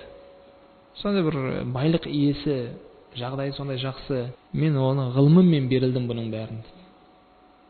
Басқалар оған сақып, Аллахқа шүкір қылмайсың ба? Аллах Тағала саған берген неғметіне рахмет айтпайсың ба деп айтса, ол жоқ, фәиннама утиту аля илмин деді. Мен болған ғылымыммен алдым мұның бәрін. Фәиннама утиту аля илмин инди дейді. Өзімде бар ғылымды іске салуыммен, әлде өзімде бар ғылымды қолдануыммен алдым мұның бәрін деген ойда болды. Сөйтіп Аллах Тағала оны не дейді Құранда? Фахасафна бихи ва бидарихил арда дейді. Оны өзімен салып қойған қасырымен бірге жерге жұтқызып жіберді Аллах Тағала. Сонда бір үлкен қасыр салдырған еді. Тәфсир ғалымдар айтады, оны алтыннан салған қасыр алтын еді. Оны түрлі қымбат баға тастармен салдырған еді оны. Сөйтіп соны өзіне үй қылған еді ол. Сонда бір жәннатты жерден салам деген оймен. Сонда бір керемет үйді салды. Тәкаппарлы болма, Аллахтан қорқ, Аллахқа шүкір қыл, бұл саған беріп жатқан Аллахтың неғметі деген сөздерді қабылдаған жоқ. Керісінше бұның бәрі менің ғылымыммен алып жатқан нәрсем деді де, сол үйін Аллах Тағала көрсеткен жоқ. Сол үйіне жетпей тұрып оның жанына алды да, ол үйін жер бетінен алып тастады. Сөйтіп, хасф деген сондай араб тілінде жер ашылды да жоғалды. Қарун да жоғалды, денесі жоқ. Салып қойған үйі де жоғалды. Аллах Тағаланы алды. Не болды жағдайы? Сол кезде соны көрген кісілер, Қарунның байлығын үміттеніп, дуа қылып өздеріне сұрап жатқан кісілер, ақылдары кіріп, Аллах нені қаласа соны істейді екен деген кейін түсінді. Алхамдулилля, Аллах Тағала оларға түсінуге мүмкіншілік дүниеде беріп қойды. Ал пенде бірақ оны бүгін түсініп тәуба қылып қалмаса, бізде ондай мүмкіншілік болмай қалуы мүмкін. Сондықтан ешқашан пенде неғметін басқаға не қылмады деп, оны өзіне келіп жатқан неғметті ешқашан ешкімді себепші қылмау керек оған. Осының себебімен болды, әлде мен демесін. Қанша күшті болса да, қанша бай болса да, мына байлық иесін айттық. Сондай бай болып тұрса да, оған ол байлығынан пайда болған жоқ. Аллах Тағала оны алып қойды мен деген үшін. Дәл сондай күштіміз деп ойлаған басқа бір халық бар еді. Ол жайлы Аллах Тағала Фуссилат сүресінде айтады. Олар өздерін сондай күшті сезінді. Ад қауымы. Құранда Аллах Тағала айтады: "Фаамма адун фастакбару фил арди бигайрил хақ وقالوا من أشد منا قوة أولم يروا أن الله الذي خلقهم أشد منهم قوة وكانوا بآياتنا يجحدون فأرسلنا عليهم ريحا صرصرا في أيام نحسات لنذيقهم عذاب الخزي في الحياة الدنيا ولعذاب الآخرة أخزى وهم لا ينصرون." Ат қауымы тәкаппарлық қылды жер бетінде, олардың ақылары жоқ еді оған дейді. Олардың тәкаппарлығы. Мән ашадду минна қуа деген сөздері. Бізден күшті кім бар дейді. Олар шынында күштілер еді. Аллах оларға күш беріп қойған еді шынында. Құранда айтқандай, олар тастарды жарып, тауды жарып, өздеріне үй салушы еді. Біз сияқты сабаннан әлде неден емес. Олар кәдімгі тасты жарып, тауды жарып тұрып, тауды сындырып, ішінен тесіп, соның ішінен өздеріне үй салатын кісілер еді, сондай күш иелері. Аллах Тағалаға сол күшті беріп қойған еді. Сөйтіп тәкаппарлық қылды олар. Тәкаппарлық қылып тұрып, мән ашадду минна қуа дейді. Бізден күшті кім бар дейді. Аллах Тағаларға айтып отыр: "Аулам ярау анналлаху аллази халақахум ашадду минхум қуа." Оларды жаратқан Аллах олардан да күшті екенін олар көріп отқан жоқ па? Олар білмей ме? Оларды сонда күшті болған болса, оларды жаратқан одан да күшті біреу бар ғой. Аллах. Білмей ме олар оны? "Ва кану би аятина яджхадун." Біздің аяттарымызға олар қарсы шықты дейді. Қабылдамады Аллахтың аяттарын. Сөйтіп бағана күштілерге Аллах Тағала не жіберді? Жел жіберді. Фарсална алейхим рейхан сарсаран дейді. Сондай бір күшті жел жіберді Аллах Тағала. Фи аямин нахисатин, бақытсыз күндер болды олар үшін. Сондай бір қиын күндер болды, сол күндерде Аллах Тағала оларға жел жіберді дейді. Линузиқахум азабал хизи фи хаяти дуния. Дүниеде оларға қорлық азабын дәмін татыңдар дейді. Оларға дүниеде қорлық берді Аллах Тағала. Сондай дәмін таттыңдар азапты. Сондай бір күшті жел келді. Оларды дейді сондай аспанға көтеріп тұрып бәрін бастарымен жерге лақтырды. Сонда бағана мән ашадду минна қуа деген бізден күшті кім бар дейтін сонда бір күшті халық. Жел оларды көтеріп тұрып бастарымен жерге ұрды. Сөйтіп мойындары үзіліп кетті олардың. Бағана күштілердің. Тәфсир ғалымдар айтқандай, сондай күшті жел келіп тұрған кезде оларды көтеріп тұрып жерге тастап, бастары бір жаққа ұшты, денелері басқа жаққа дейді. Күш иелері. Сондай күшті келген кезде олардың әншейін денелері қалып қойды да бастары ұшып кетті. Пальма ағашының жоғары жағы сынып түсіп қалған сияқты болып. Қайда олардың күші? Аллах Тағала айтып отыр: "Біз оларға сондай бақытсыз күндер қылып жел жібердік, азаптың, қорлық азабын дәмін татсын деп олар дейді." Бұл дүниедегі жазалар олардың. Дүниеде алған, Аллахтың әміріне қарсы шыққан алған азаптар олардың. "Вала азабул ахирати ахза" дейді. Ал ақыреттің азабы одан да күшті болады, бұнан да көбірек қорлық болады оларға. Уахум ла юнсарун, оларға ешкім көмектеспейді. Олар жеңіске жетпейді. Жеңіске жетушілер кімдер? Тозақтан құтылып жәннатқа кірушілер. Фаман зухзиха анин нари ва удхилал жанна фақат фаз. Кім тозақтан алыстатылып жәннатқа кіргізілетін болса, ол жеңіске жетті дейді. Ақыреттің жеңісі сол. Ал мына кісілер уахум ла юнсарун, олар жеңіске жетпейді. Оларға ешқандай жеңіс жоқ. Ешкім көмекші болмайды оларға. Сондай бір жағдай. Сондықтан пенде қандай жағдайда болмасын, қандай қиыншылыққа түспесін, бәрінде Аллахтың қалауымен болғанын білсін. Қандай бір жеңілдік келсе де оларға Аллах Тағаланың неғметі екенін білу керек. Аллах Тағала сыйлығын берді оларға. Алхамдулилля, Раббысына шүкір қылу керек. Талай аяттар, хадистер осыны баяндайды. Біздің қайнар көзіміз, дінімізді ұстанатын негізіміз Құран мен хадис болатын болса, бауырлар, оқиық. Қарайық. Раббымыз қанша түрлі неғмет жаратқан, қанша түрлі жолдармен оны бізге жеткізіп жатыр. Жалғыз өзі ғана шүкірге лайықты екенін білейік. Дейді ғой. Егер Аллахтың неғметтерін санайтын болсаң, оның санына жетпейсің деді ма? Осы неғметтердің бәрін жалғыз өзіне қайтарайық. Қандай қиыншылық келсе де, Аллахтың қалауымен келді, иншалла артынан неғмет бар екенін білейік. Қандай жеңілдік келсе, алхамдулилля, Раббымның қалауы, Раббымның неғметі деп қуанайық оған. Кім шынында қуанып оны дұрыс қабылдаса, оған алхамдулилля сыйлық бар. Ал кім оны мен дейтін болса, тәкаппарлық қылып, әлде басқа біреуге не қылатын болса, Аллахқа серік қосты. Оның жағдайы қиын. Талай хадистерде дедік, ол нәрсе баяндалған. Өткен сабақтарымызда үлкен шіріктің түрлерін айтып өткен едік. Одан кейінгі сабақтарымызда иншалла кейбір амалдар деп айттық. Олар ниетке қарап, кейбірде үлкен шірк болады, әлде кіші шірк болады. Егер пенде оны өзі істейді, осының өзі себепші болады деп не қылатын болса, жақсылық осының өзінен келеді, әлде жамандықты өзі қайтарады деген ойға барса, ол куфр дедік. Ал енді оны тек қана себеп қылғысы келіп жатқан болса, Аллах Тағала оны жақсылыққа себеп қылып қойды, әлде жамандықтың қайтуына себеп қылып қойды деген ойға барса, ол кіші шірк болды. Екеуінен де аман болуымыз керек. Иншалла келесі сабақтарымыз енді кіші шірк. Кіші шірк дегеніміз өткен сабақта айтқан едік. Ол күнә болған нәрселер. Ол кісіні кіші шірк деп алғанымызбен, ол адамды ислам дінінен шығармайды.